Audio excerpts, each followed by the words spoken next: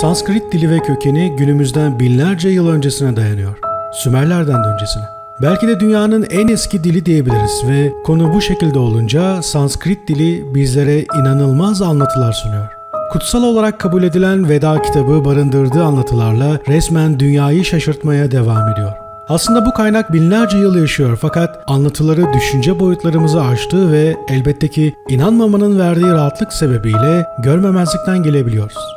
Kanalımızda bulunan bazı videolarımızda kısa da olsa yer verdim. Birçok araştırmacı makale ve kitaplarında da bahsettiler. Mahabharata'nın anlattığı gibi uzay araçları ve silahları kullanılarak dev bir nükleer savaş ve yıkım gerçekleşti mi? Peki size anlatımlardan yola çıkılarak ulaşılan ve elle tutulur kanıtlar eşliğinde günümüz bilimi ve kalıntılarıyla kanıtlanabilir olduğunu söylesem ne derdiniz?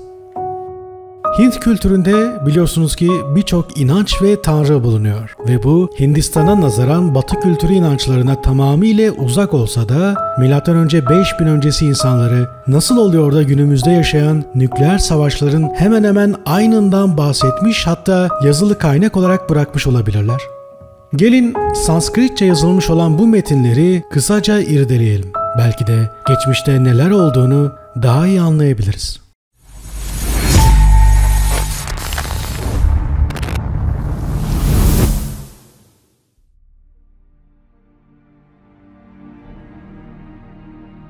Bu aslında günümüzde yeni bir fenomen.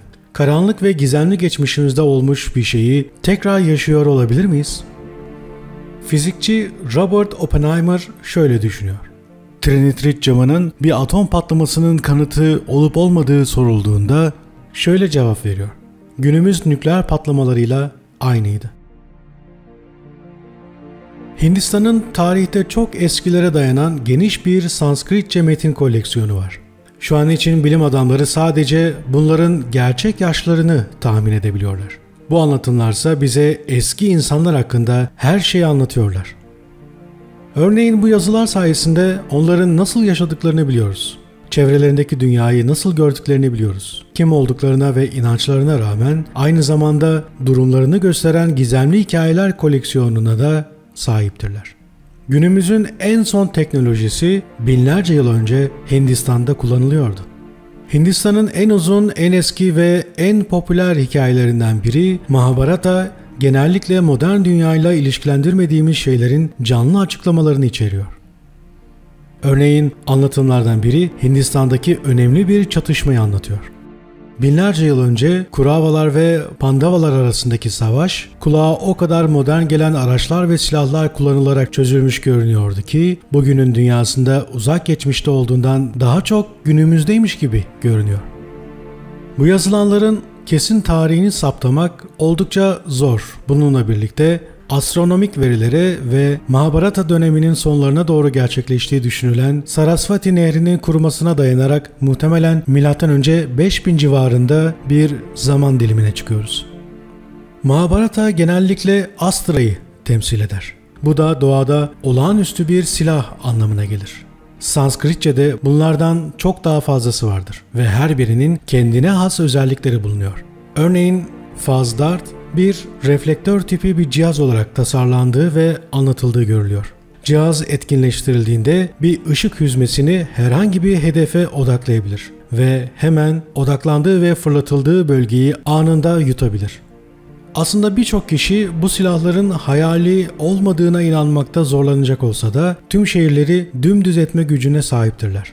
Bu bizi Mahabharata'nın en şaşırtıcı yönlerinden birine geri getiriyor. Bu silahlar nükleer gibi görünüyor. Bunu dünyanın çeşitli antik bölgelerinde, özellikle Hindistan ve Pakistanlı bilim adamlarının da araştırdığı gibi yüksek bazlı radyoaktivite buldular. Ayrıca New Mexico çölünde ilk atomik patlama testi yapıldığında son derece yüksek sıcaklıklarda oluşabilen yeşil cam olarak bilinen bir madde keşfettiler. Radyoaktivite gücünde olan bu patlama sonucu ortaya çıkan kalıntılar yeşil cama dönüşen bir fenomen oluyor. Ve bu saptama tüm bilim adamlarını şaşkına çevirdi. Çünkü daha önce büyük bir kıyıma ölüme neden olan bölgelerde aynı madde bulundu. New Mexico'daki patlamayı binlerce yıl geride bırakmış oldu. Örneğin mühendis Albion Hart aynı maddeyi Mısır çöllerinde çok büyük miktarlarda gördüğünü iddia ediyor. Ve arkadaşlar daha önceki Sümer tabletleri videosunda da anlatılan hikayeyle de uyumlu olan bir buluş olduğunu da görüyoruz. Çünkü Mezopotamya ve Mısır toprakları üzerinde bol miktarda nükleer patlama kalıntılarının bulunduğunu sizlere aktarmıştım. Araştırmacı Hart, Mısır çöllerinde bu maddeye çok yoğun bir şekilde tanık olduğunu söyledi. White Sands'te denenen nükleer patlamalardan 10.000 kat daha güçlü gibi görünüyor. Aslına bakarsanız hiç de şaşırtıcı olmayacak bir şey söyleyeceğim sizlere. Bir şekilde tüm bu benzerlikler göz ardı ediliyor. Kimse New Mexico'daki gibi bu nükleer patlamaların geçmişte de yaşanmış olabileceğine inanmak istemiyor. En ünlü yerlerden biri Yeşilcam'ın büyük miktarlarda bulunduğu yer Magno Dalaro. Bilim adamları bölgeden birkaç örnek aldılar ve binlerce yıl önce bu aşırı yüksek sıcaklıkların ardından ani bir soğumanın ardından 1500 santigrat derecenin üzerindeki sıcaklıklara maruz kaldığını kanıtladılar. Gerçekten korkunç iskelet kalıntıları sanki anında vurulmuş gibi alanın etrafına saçılmıştı. Ölümleri o kadar çabuk olmuş ki bazıları hala el ele. Bu zavallı ruhların kalıntıları sadece Hiroşima ve Nagasaki'deki diğer iki bölgede insanlarda görülen radyasyon seviyelerini içeriyordu. Bu şehirdeki radyoaktivite bunun gibi bir kazı alanında bulmayı beklediğimiz gibi normal seviyeden 10 misli daha yüksek. Yazar David Davenport 1970'lerde Mahanodaro'yu ziyaret ettiğinde muazzam oranlarda bir nükleer patlamaya maruz kalmış bir şehir görmüş oldu. O kadar büyülendi ki 10 yıldan fazla bir süre orada kaldı ve bölgeyi inceledi. Sonunda Davenport sadece bir patlamayla yaratılabilecek bir merkez üssü veya krater buldu. Bir meteor çarpma olasılığı sahada trinitrit camı keşfedildiğinde reddedildi. Çünkü meteor çarpmalarında camlaşma yani trinitrit camı oluşmuyor. Sadece nükleer patlamalar sonrasında trinitrit camı meydana geliyordu. Davenport, nükleer bir ateş topunun içine kumun çekilmesi ve daha sonra sıvı bir şekilde yağmur gibi yağdığı sonucuna vardı. Bu şehir, ana akım bilim adamlarının bahsettiği gibi zamanla yavaş yavaş bozulmadı. Ancak nükleer patlamayla aniden sona erdi. Çalışması 1979'da Atomik Yıkım M.Ö. 2000 kitabını yazdı. Çapı 2 kilometreden biraz fazla olan bu krater muazzamdır. Alan uzak geçmişte muazzam bir basınca maruz kalmıştır. Aslında 600.000 atmosferi aşan kuvvetlerden bahsediyoruz. Ayrıca bu bazalttan oluşan bilinen tek çarpma krateri değil. Bu patlama krateriydi. Genelde volkanların kenarlarında aşırı yüksek sıcaklıklarda oluşuyor. Ancak bu bölgede bir tane bile volkan yoktur. Bölge ayrıca meteorik veya asteroid materyal belirtileri için kapsamlı bir şekilde incelendi. Fakat hiçbir şey bulunamadı. Bu son derece olağan dışı gerçekler, Ksari Mohan Ganguly gibi bazı tarihçileri kraterin bir nükleer patlamayla oluştuğunu düşündürmüştür. Ganguly şöyle söyledi. İnsanların bizden çok önce nükleer teknolojiye sahip olabileceklerini düşünmek akıllara durgunluk veriyor. Luna kraterinin yaklaşık 50.000 yaşında olduğu tahmin ediliyor. Yani bu nükleer patlama 50.000 yıl önce yaşanmış. Kuzey Hindistan'daki Rajmahal dağlarına yakın başka bir şehir var gibi görünüyordu. O kadar büyük bir patlamayla vuruldu ki şehrin duvarları ve temelleri birbirine kaynadı. Kelimenin tam anlamıyla camlaştı. 1952'deki bir röportajda camlaşmanın açık belirtilerini anlatıyor. Robert Oppenheimer bazı kaynakların antik sitelerdeki camlaşmanın tek açıklamasının nükleer silah olduğunu söyledi. Ayrıca Rajmahal dağlarındaki radyoaktivitenin atom silahlarının izotopik imzalarıyla eşleşiyor. Bilim adamları Rajasthan yer altında Jodhpur'un 10 mil batısında oldukça garip keşifler yaptılar. Ekibin bulduğu yüksek oranda radyoaktif toz ve kül katmanlarının düzleşmiş olduğu dairesel bir modelle tipik bir nükleer patlama meydana geldiğinde oluşan şeklin aynısıydı. Bölgede bulunan radyasyon seviyeleri çok tehlikelidir. Bölge kordon altına alınmıştır.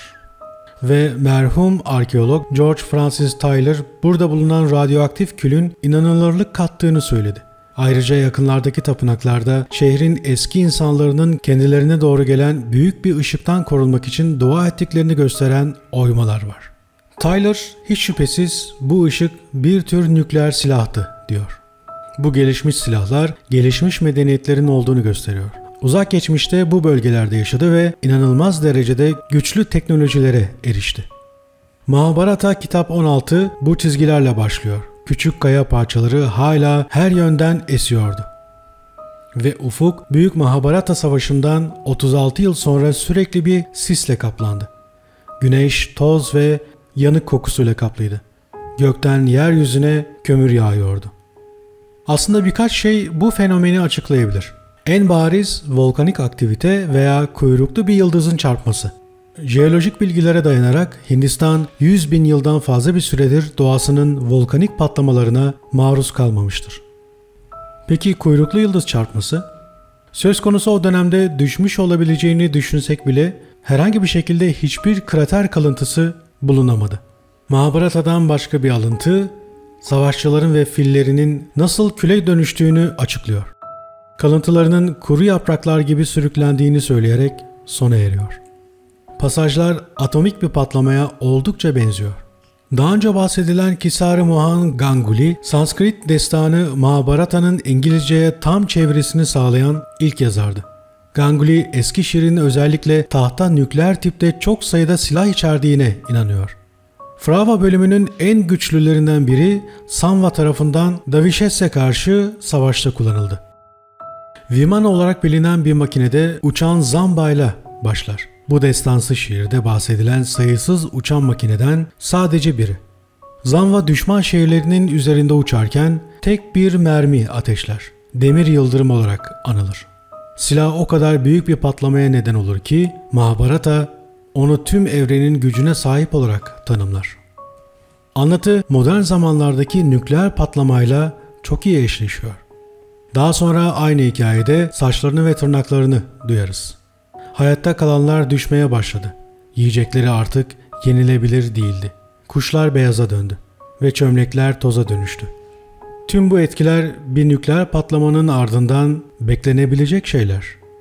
Hayatta kalan askerler kıyafetlerini çıkarıp nehirlere ve derelere attılar. Kendilerini ve ekipmanlarını tesadüfen yıkadılar ve nükleer radyasyondan etkilenen herkese bunu yapmalarını söylediler. Radyoaktif maddeden mümkün olduğunca uzaklaşın. Giysilerinizi dağıtın ve ılık suda yıkayın. Bu olayın haberi Yadav klanının kralı Grasenna'ya iletildiğinde canı sıkıldı. Adamlarına demir yıldırımları ezmelerini emrederek ince toza kadar inip dediklerini yaptılar. Kralın emirlerine uyarak nükleer radyasyon için etkili bir kalkan olarak kullanılan suyla iyi uyum sağlıyor. Belki de bu eski zamanlarda da biliniyordu. Masala'daki oldukça uğursuz bir başka pasaj, bu silahların gelecekte tekrar kullanılacağını ima ediyor. Başarı elde ettikten sonra bu silahların geldikleri yere geri gönderildiğini okuyoruz. Yeniden kullanım zamanları başarı açısından yaklaştığında tekrar elime geçecekler. Ancak Pandavalar savaşı kazanmış olsa da Mahabharata açıkça ortaya koyuyor. Her şey mahvoldu. Kaybeden Duryodhana. Savaşı kazanmış olabileceklerini söylüyor. Ama ne oldu? Yönetmeye bırakıldı. Bu metinlerden öğrenilecek açık bir ders var. Nükleer savaşta kazanan yoktur.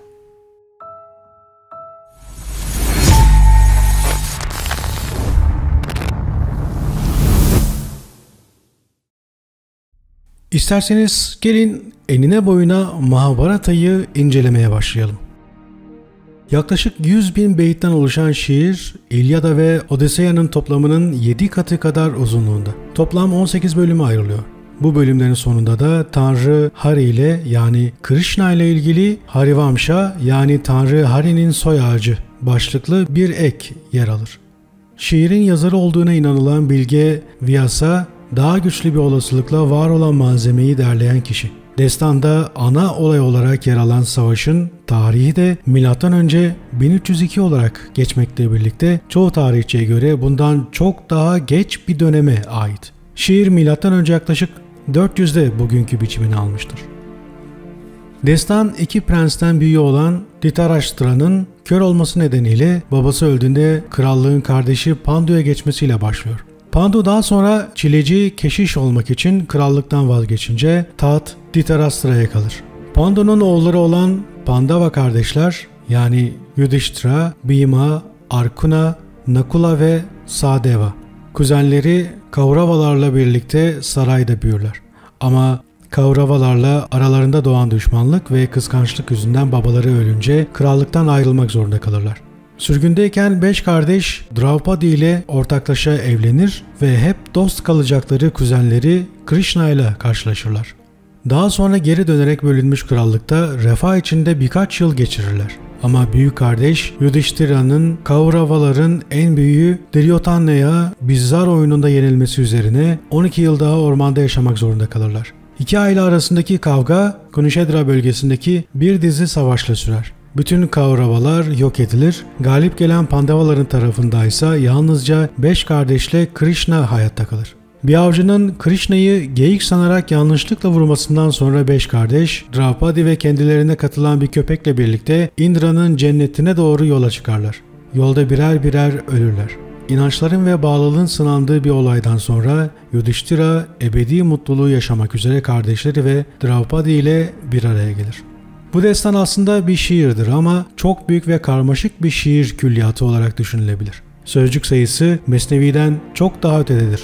Sanskritçe yazılmış olan Mahabharata şimdiye kadar yazılan en uzun şiirdir. Stanza denen 100.000 kıtadan oluşur, yani İncil'in 16 misli, Ansiklopedi Britannica'nın tamamı kadardır. Batı dünyası bu destanı ancak 18. yüzyıldan sonra tanımıştır. O da destanın sadece küçük bir bölümü olan 1785'te Londra'da Charles Wilkins çevirisiyle yayınlanan Bhagavad Gita sayesinde. 19. yüzyılda Doğu bilimci Hippolyte Fauché 200 kişilik bir ekiple tüm destanı Fransızcaya çevirmeye başladı ama ömrü yetmedi. Sonuçta eksiksiz İngilizce çeviri ancak 20. yüzyılın başında yine Hintliler tarafından Bombay'da gerçekleştirildi. Sanskritçe'de Maha büyük ve her şeyin toplamı anlamına geliyor.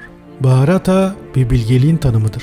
Daha öte metafizik yorumlarda sözcüğün insan anlamında olduğu da söyleniyor. Bu bağlamda insanlığın öyküsü olarak yazılmıştır. Destanda anlatılan dev savaş klanlar arasında yaşanan bir savaş gibi görünür fakat aslında tüm gezegenin egemenliği söz konusudur. Ama sonunda öyle bir savaş başlar ki tüm evren yok olma tehlikesiyle karşı karşıya kalır. Savaşta kullanılan silahlar hem dünyasal yani ok, balta, kılıç, mızrak gibi hem de tanrısaldır. Yani ışınlar, atomik silahlar, uçan araçlar gibi. Bir fikre göre Mahabharata en eski bilim kurgu örneğidir ve zeki canlılar arasındaki bir anlaşmazlığı, bir savaşı ve günümüz teknolojisinin çok ötesinde silahların kullanıldığını anlatır. Örneğin bir bölümde içinde destanın kahramanlarından Krishna'nın da bulunduğu Vrishniler Salva adlı lideri kuşatırlar. Bunun üzerine Salva her yerde uçarak gidebildiği Supa adlı arabasına binerek gökyüzüne yükselir ve sayısız Vrishni genciyle beraber tüm kenti harabeye çevirir. Supa adlı araç daha önceki bölümlerde anlatıldığına göre savaşın yönetildiği bayrak gemisidir ve Salva'nın kentinde bulunmaktadır. Yani oradan kalkıp savaş alanına getirilmiştir. Buna karşın Vrishni savaşçılarının da benzer silahları vardır. Pradyumna adlı kahraman özel bir silah kullanır. Bu silah en yüksekteki tanrıları bile durdurmaktadır. Silah için savaş alanındaki hiçbir insan onun oklarından kurtulamaz tanımı yapılır ve Salva Krishna'ya doğru düşer. Krishna gökte Salva'yı izlemeye başlar fakat Supa adlı araç göklere özgün tanımla yapılmıştır. Krishna tüm silahlarını durmaksızın fırlatır. Gökte yüzlerce güneş ve ay belirir. Yüzlerce yıldız doğar. Gece mi gündüz mü anlaşılmaz olur. Krishna'nın Salva'nın saldırılarını savuşturmak için kullandığı silahların seslerinin anlatımı aynen günümüzdeki anti-balistik roketlere benziyor. Ve destanda şu cümlelerle ifade edilir. Onları savuşturdum. Bir hayal gibiydiler. Hızla vuran sütunları yokladığımda gökler parladı ve parçalara ayrıldılar. Gökte büyük gürültüler oldu. Ayrıca Supa'nın görülmez olduğu da anlatılır. Sanki Krishna hedefi hiç şaşırmayan akıllı bombalar kullanmaktadır.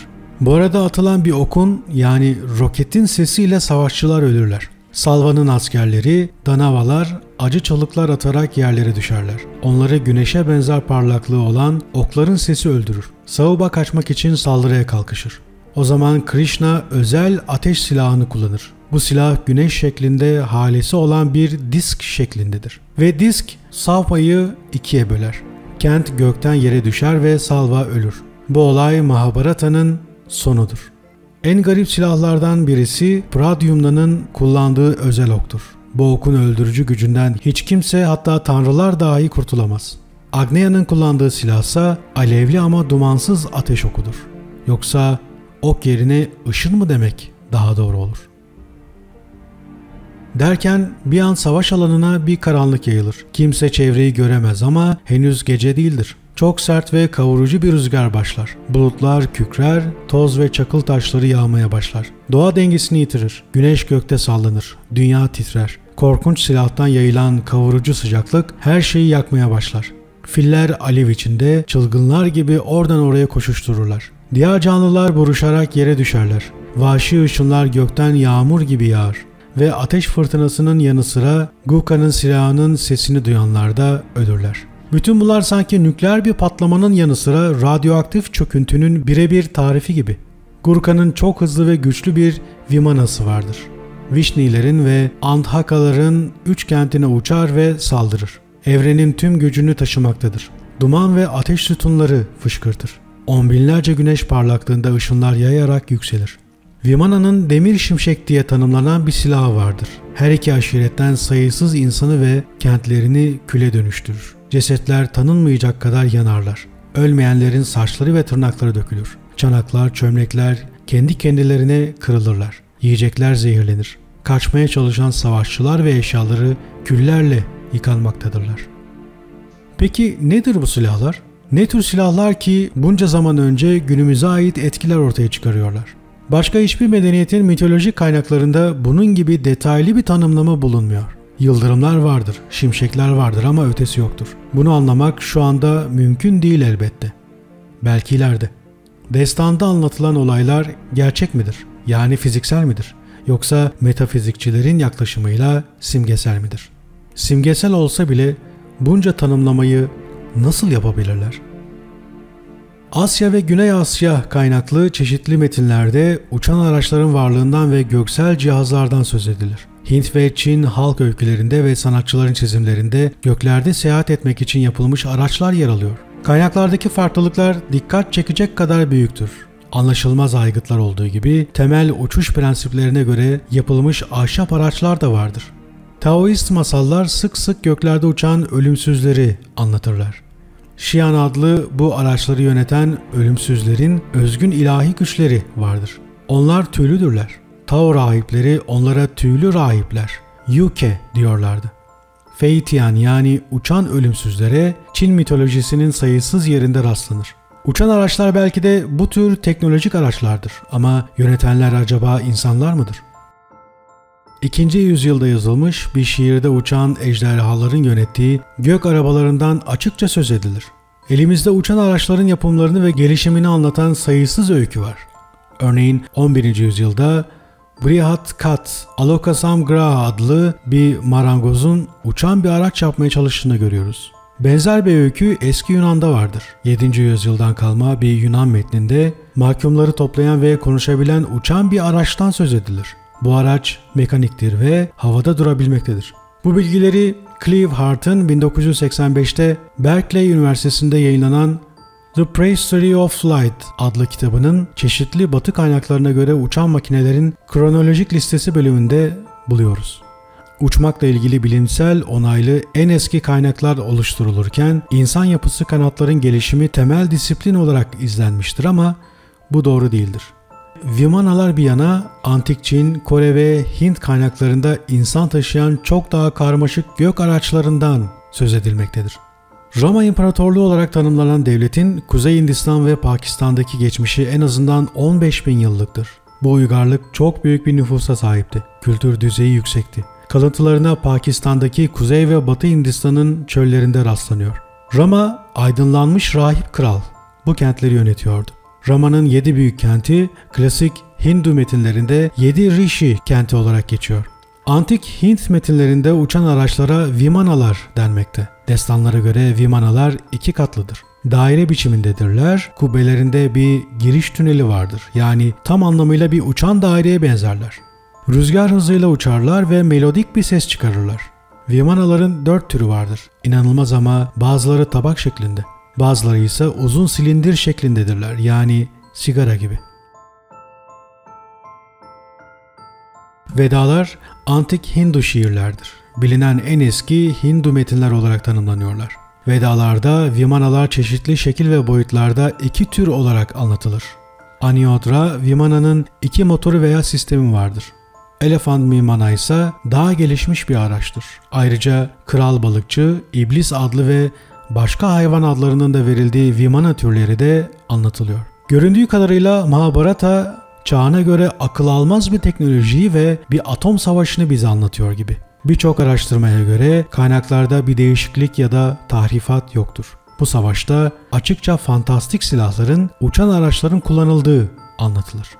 Bunlara epik Hint destanlarında çok sık rastlanır. Hatta Ay'da yaşanan bir savaşta yer alan Vimana Valix'ten söz edilir. Kısacası atomik bir patlamanın tüm etkileri ve özellikle de insanları öldüren radyoaktif etki Mahabharata'da çok belirgindir. Mohenjo-daro'daki Rishi kentini geçen yaz kazan arkeologlar caddelerde yatan iskeletler buldular. Bazılarının yumrukları sıkılıydı. Sanki bir anda ölmüşlerdi. En azından bir kıyametin yaşandığı kesindi. Ve iskeletlerde tespit edilen radyoaktivite en azından Hiroşima ve Nagasaki düzeyindeydi. Daha ötede Mohenjo-daro, ızgara biçiminde planlanmış mükemmel bir kent. Su sistemi bugün Hindistan ve Pakistan'da da kullanılan düzeydedir. Antik kentin caddelerinde kalıntı olarak siyah cam kümeler bulunuyor. Bunların cam küreler olduğu sanılmakta ve bulunan kil çömleklerin çok yüksek ısıyla eritildiği keşfedilmiştir. Mahabharata'nın bir bölümü olan Dronaparva'da ve Ramayana'da özellikle belirtilen küre şeklinde bir vimana vardır. İnanılmaz bir hıza ulaşmakta ve ardında büyük bir hava akımı bırakmaktadır. Hareketleri bir UFO gibi. Her yere gidebilir. Yön değiştirmesi ani, çok hızlıdır. Son hızla giderken aniden durup yine aynı hızla ters yöne gidebilir. Samar adlı başka bir Hint destanında vimanalar demir makineler olarak tanımlanıyorlar ama yumuşaktırlar ve örgü gibi yüzeyleri vardır. Civayla şarj olurlar ve arkalarından kükreyen bir alev püskürür. Daha da ilginci Samarangana Sudratara adlı antik metinde vimanaların nasıl yapıldığı anlatılır ama uygulanması için yeterli çözümleme henüz yapılamamıştır. Civayla itici güç sağlanması olasıdır ve denenmektedir. Günümüzde Sovyet döneminin bilim adamları tarafından Türkistan'da ve Gobi çölünde kozmik yön bulucu araçların keşfedildiği söylenmiştir. Küresel olan bu araç cam ve porselenden yapılmıştır. Konik uçlarının içinde bir damla civanın bulunduğu belirlenmiştir. Hindistan'ın Vedik edebiyatında da vimana olarak tanımlanan uçan araçlarla ilgili tanımlamalarda bulunuyor.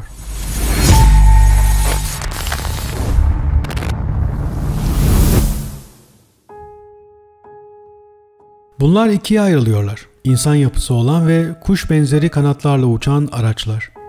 Alışılmadık şekilleri olan ve insanlar tarafından yapılmamış olan araçlar. Bu da ikincisi.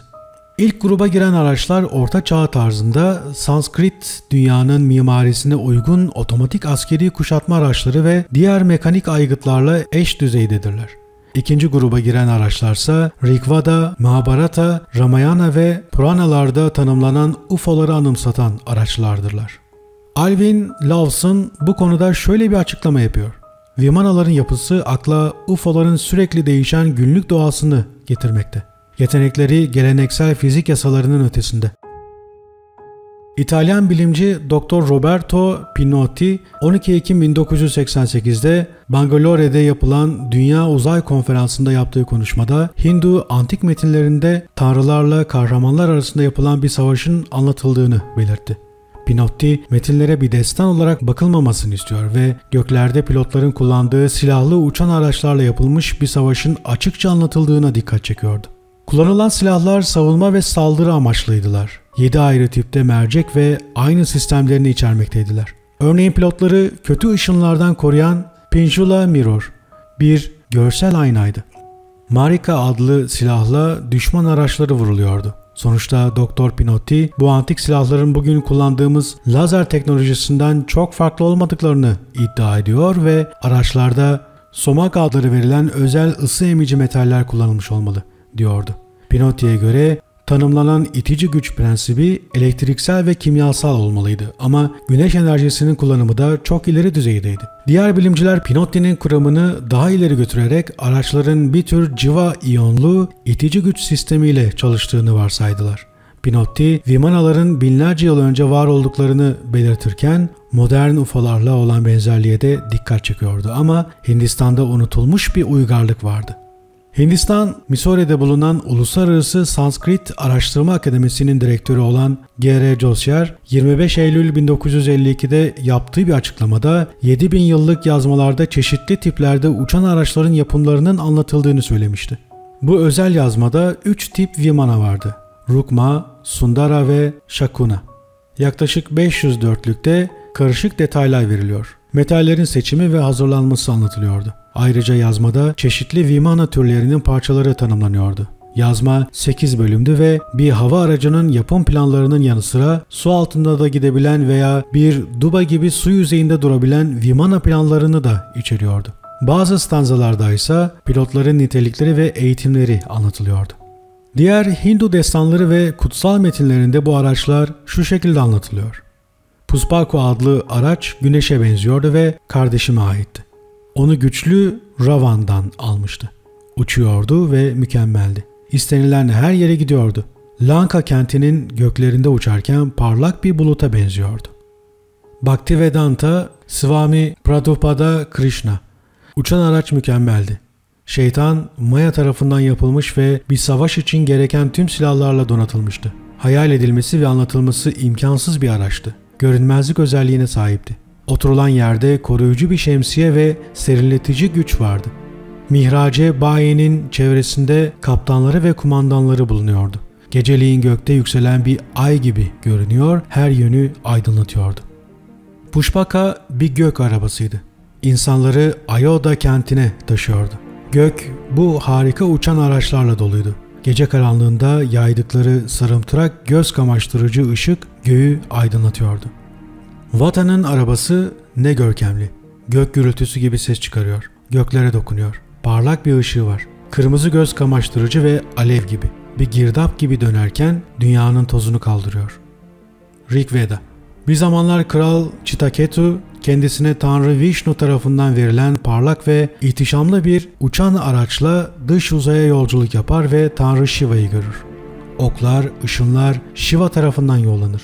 Işınlar güneş benzeri bir küreden fışkırır ve içinde yaşanan 3 gök aracını kaplar ve o araçlar bir daha görülmezler.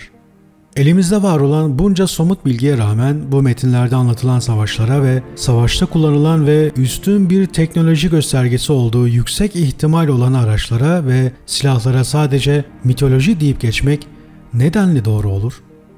Tarihin bir döneminde insanların tanrı sandıkları dünya dışı akıllı yaşam formları, nükleer silah kullandıkları bir savaşın sebebi olmuş olamazlar mı? Hepsini geçip çok basit bir soru soralım. Binlerce yıl önce bu insanlar bu anlatımları nasıl yazdılar? Cevaplarınızı bekliyorum. Ben Volkan Çelik. Yeniden görüşeceğiz.